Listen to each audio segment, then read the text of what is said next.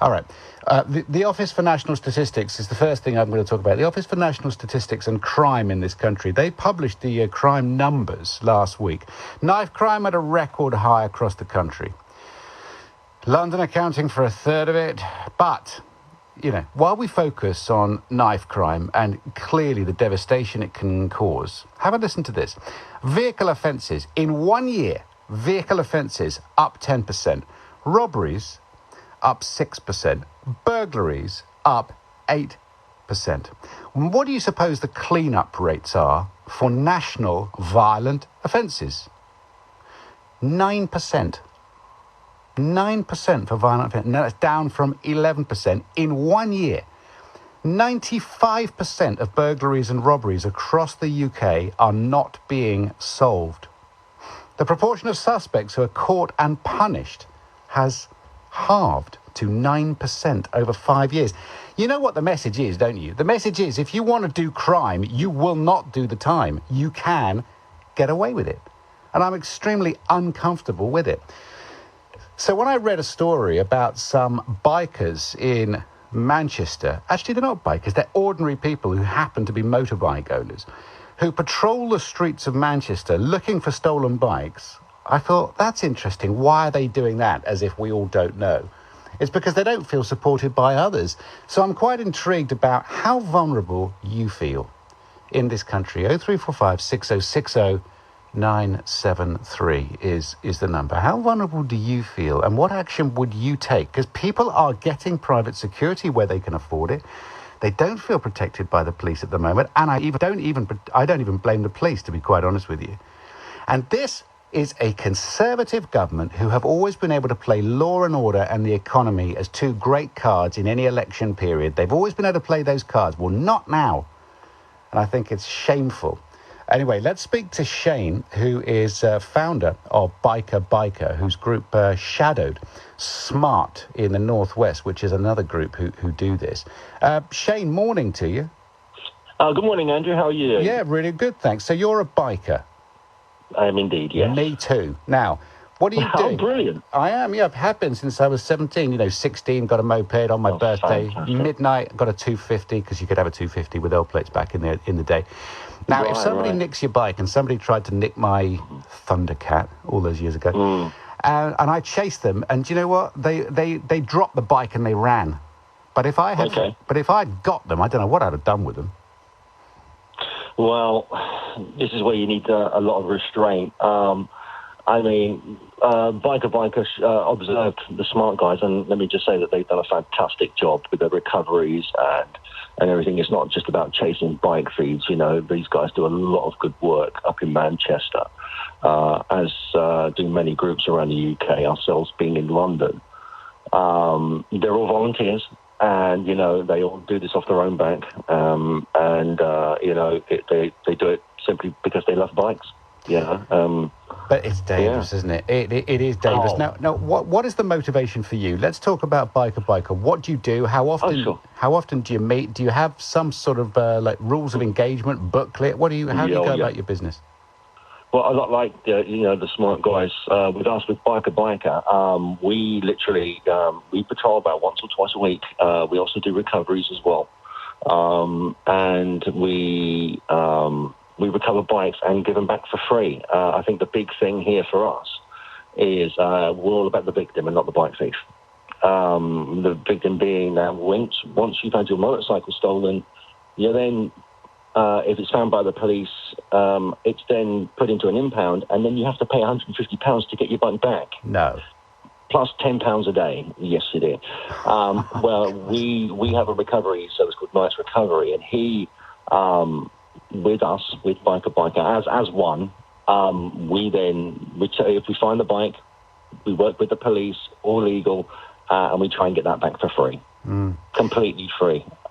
Now, Shane, do you go about like Smart do? Do you go about chasing the bad guys? I'm not sure if it's chasing. Because, are you on patrol though? Oh, indeed. Yeah. We have been doing this since 2010, and it's only the last year where we've kind of popped our heads up to the public to try and get more involvement in. With Smart, they don't necessarily go on the chase. I think, I saw a clip there, I think that's old footage or somewhat. But I know the Smart guys very well. They were very hospitable to us, to our guys up in the northeast, and they're very professional indeed. So it was a pleasure being with them. It wasn't me personally, but it was a few of the guys up in the northeast. We're countrywide. So and you have a normal job, Shane, don't you? Some people would say that this is approaching vigilantism, really. No. If there's one thing we're trying to get away from, is vigilante, and everybody that we work with, we always make sure that the vigilante thing is well away, because we have full faith in the police. We respect the police. We understand that it's difficult for the police, and the whole thing of what we're doing is, if a police officer goes to a stolen motorcycle, that police officer is then tied up to just staying with that motorcycle from start to finish. When they could be on priority calls, they could be on domestic, etc., etc. We kind of free up that officer.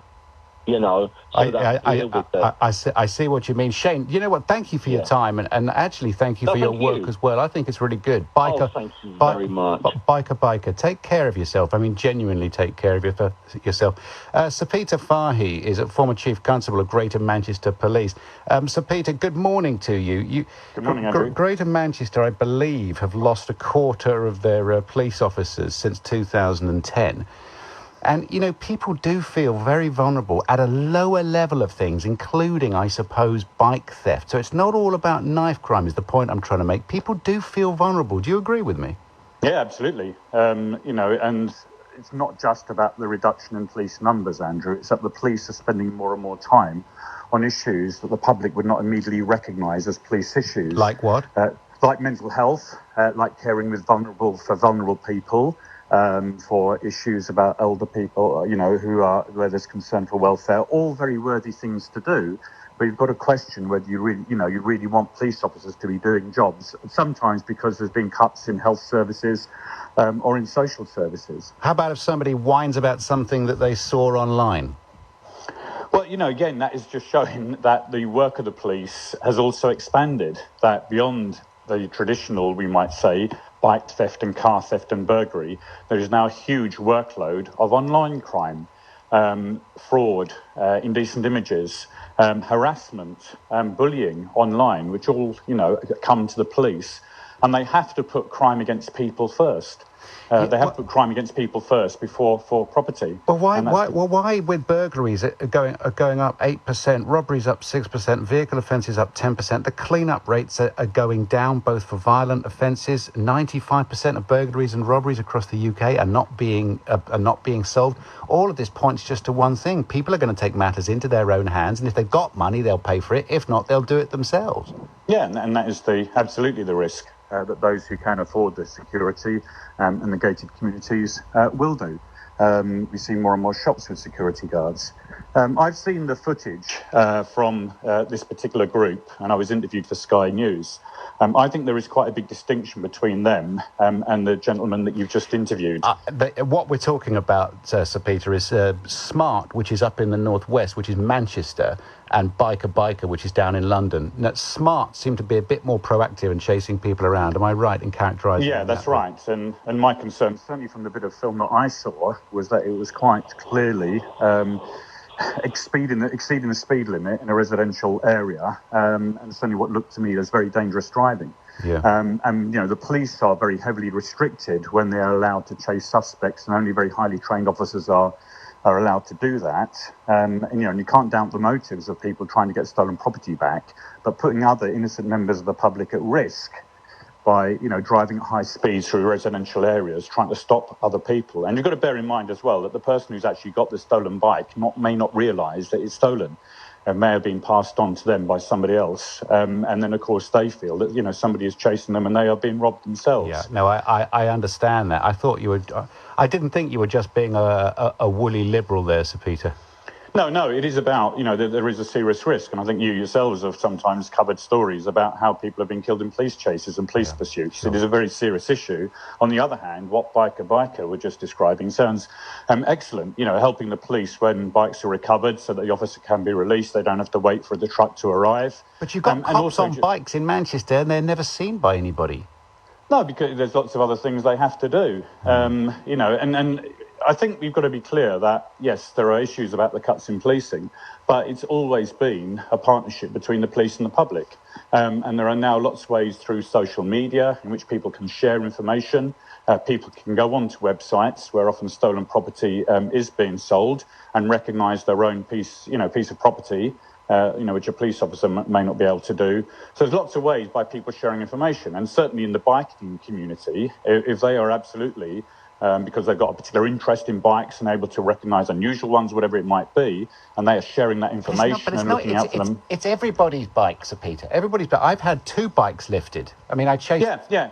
And but I mean, everybody's having their bike stolen. The police are not doing anything because... I agree. And we've just talked about that. I do think there's got to be not a biking community. There's probably 1 million bikes in London. There's not... Oh, I know, yeah. But there are particular people who have an interest in motorbikes, and can recognise that and share information, and that's the crucial thing. I think the other question you have to ask is why can't the manufacturers do more? We know really why there's been an increase in thefts of vehicles, because the criminals have been able to find ways around, the ignition systems and the digital keys we all have. Now, we need the vehicle manufacturers to get their act together and to better protect the vehicles as well. Sir Peter, thank you very much indeed. Former Chief Constable of Greater Manchester Police, Sir Peter Fahy, bringing in Chris Horrocks now, police and criminal justice consultant and former police officer. Chris, good morning to you. People feel vulnerable at the moment. They don't feel very protected, so they're taking the law into their own hands, aren't they? Good morning. Morning, Andrew. Yes, can I just say that I think what Shane said before and what Sir Peter followed up with to make that point again is that BikerBiker and the things that Shane described there, I don't see any issue with that really. It's all about recovery of stolen property. It is a partnership between the police and the public. And I think Sir Peter made some very good points there. But I think what really bores me about this whole issue is that there's a vulnerability there with the people who are getting involved with it. The chaps in Smart, in Manchester and Tameside, they are people who are trying to replicate the work that's been going on for years with BikerBiker. However, because of the actions of some of those members of actually pursuing offenders and actually meting out justice on them, very local to where I am here in Manchester. And I think that doesn't give a good impression and doesn't help the public faith in either the police or in so-called patrollers. Can I challenge you? Do you mind if I challenge? I know you're an expert. Your expertise is undeniable in this, but if nothing happens when your bike gets nicked, this is just an example. If nothing happens if your house gets burgled, if nothing happens when anything happens bad to you, eventually people have enough and they want to do something about it themselves because they feel unprotected. So in that way, I don't know if you can criticise Smart.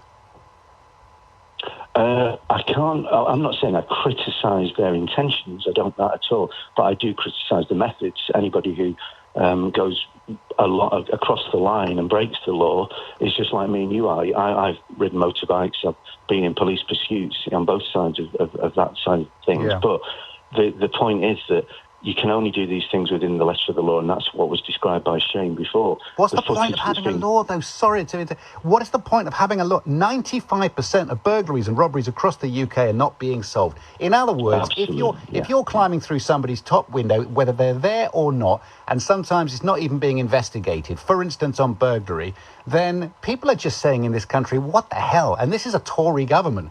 This is supposed to be something... Now, I don't want to get overtly political on this particular... this is just the country we're living in. It feels lawless, and it feels like you're vulnerable if you're an ordinary citizen right now. And people want to fight. I get where you're coming from, Andrew, and I'm a very big believer in a police officer should attend every incident that's reported as a crime. There's a massive debate here about cuts, and being apolitical, I worked under both Tory and Labour governments when I was a police officer, and there were the same problems all the way down the line. So it's not really that issue. I think the problem is we need a radical change in the reporting and the investigation of crime, and we need people to see a uniform presence Right. at their door when they're being burgled or when the property is being taken from them. All right. Good to talk to you. Thanks ever so much for your time early on a Saturday. Chris Horrocks is a policing and criminal justice consultant and former police officer. I'll be speaking to somebody from Smart in just a second. And I don't know, not a political issue, even though we've had all these cuts. Saw a policeman the other day, saw two of them, in fact, on the underground. I went up to them and said, it's good to see you. They said, thanks very much. You're not the first to say that. How protected do you feel? 0345 6060 973. The news is with Philip Chrysikos. 15 people, including 6 children, have been killed after 3 explosions and a shootout by suspected terrorists in Sri Lanka, believed to be linked to the Easter Sunday bombings. Police are looking for a man who abducted 2 women in separate attacks in London. They both later escaped in Watford, Hertfordshire. Storm Hannah has arrived in the United Kingdom with winds of 82 miles an hour recorded at Aberdaron on the Lynn Peninsula. LBC weather, cold and windy with showers of persistent rain, bright across northern Scotland, a high of 11 degrees. LBC Travel, I'm Anne-Marie Walsh. On the A1 in East Finchley and a lane is closed. That's from Bishops Avenue to North Hill for repairs to a burst water main. In Tower Hamlets, the traffic lights are not working on the A13. That's in both directions at Devonport Street. So if you are heading that way, then do approach the area with care. On the A107 Upper Clapton Road, a lane is blocked northbound at Cleveley's Road because a tree has fallen. And on the train, services are suspended on London North Western between Watford Junction and St Albans Abbey because of a fault on a train. This is LBC. Protecting your business from cybercrime is a growing priority, yet understanding how to stay ahead of potential threats is challenging. Whether you're a startup or an established business, BT is here to help. With a wide range of security-embedded products and services built especially for businesses. Find out more and enter to win a Pixel 3 smartphone plus a Google Home Hub at lbc.co.uk. BT. Helping business relationships stay on track. Have you ever bought an investment sold by Barclays, Halifax, Lloyds, Santander or any other bank or financial advisor? Investments like stocks and shares ISAs, investment bonds and certain types of pension can be risky. If you lost money with one of these investments, you could be owed thousands of pounds in compensation. Even if you no longer have the investment or the paperwork, here at Goodwin Barrett we can still help. To start your free assessment with Goodwin Barrett, text GOOD to 60777. That's GOOD to 60777. Hello, James from Park News Agents here. The talk of the shop is that this Saturday, the Lotto jackpot must be won. Oh, I knew those trumpet lessons would come in handy. Don't miss it. Lotto. Amazing starts here. Rules and procedures apply. Players must be 16 or over. For hundreds of years, Indian food has been about sharing great food with the people you love. For over 5 years, Manjal Restaurant have brought North and South India together in the heart of London. And due to its success, now we've come to Chigwell Loughton. Experience the essence of India and make memories with Manjal. Book now at manjalrestaurant.com.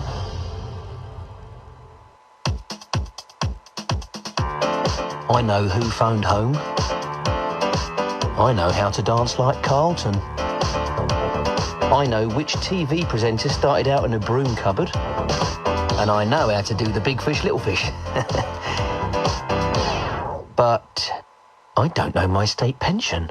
Check your state pension and see how you can build on it with a workplace or other pension.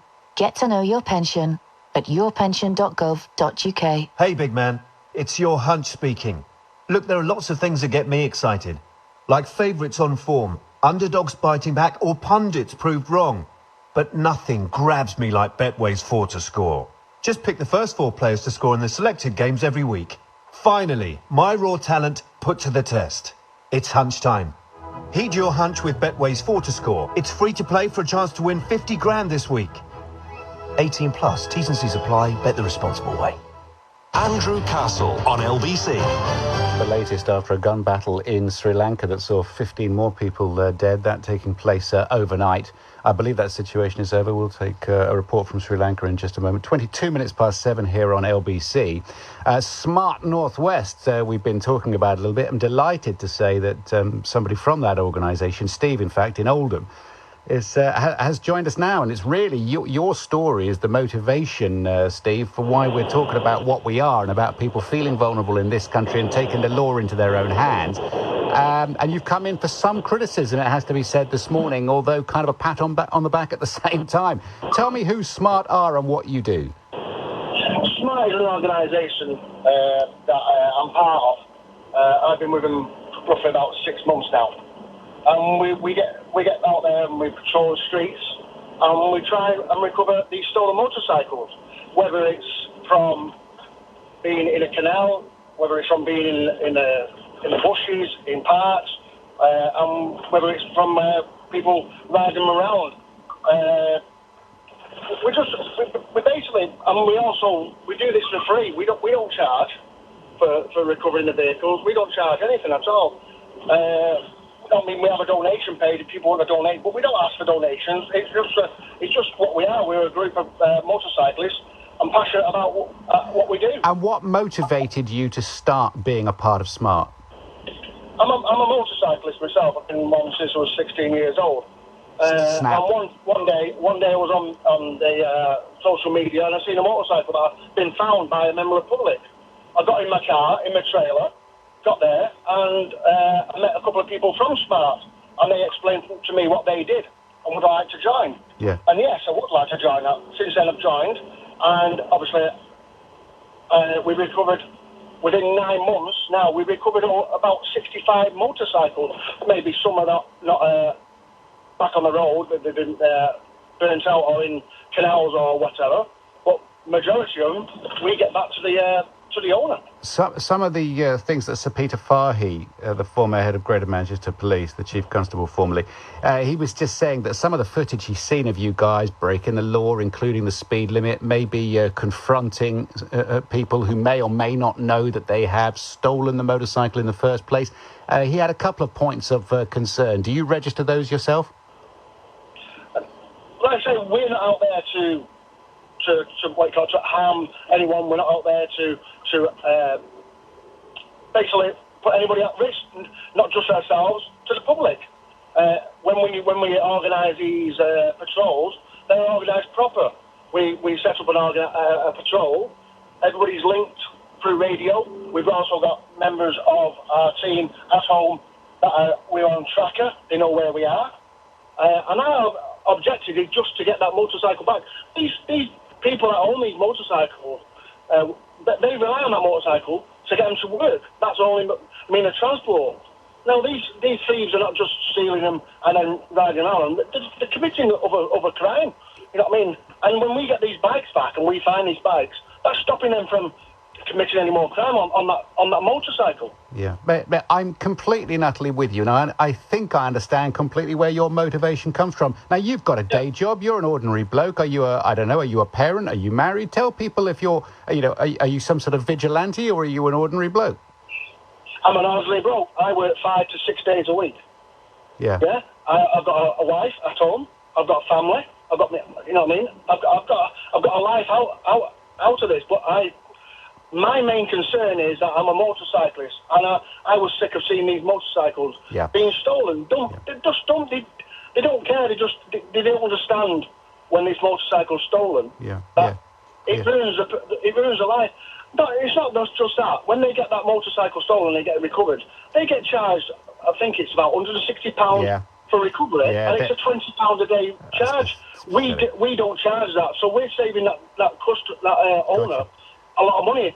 Steve, I have to leave it there, but thank you very much indeed. How can you criticise that bloke? And why to get a recovered motorcycle back? Is it costing people 150, 160 to get it out, and then a 10 or 20 pound charge per day for it's in the pound? You see the impression that it gives to the public. It's terrible. So people take the law into their own hands, which is the point that I'm making. Somebody got to get a handle on this. 26 minutes past 7 is the time. All right, to the situation.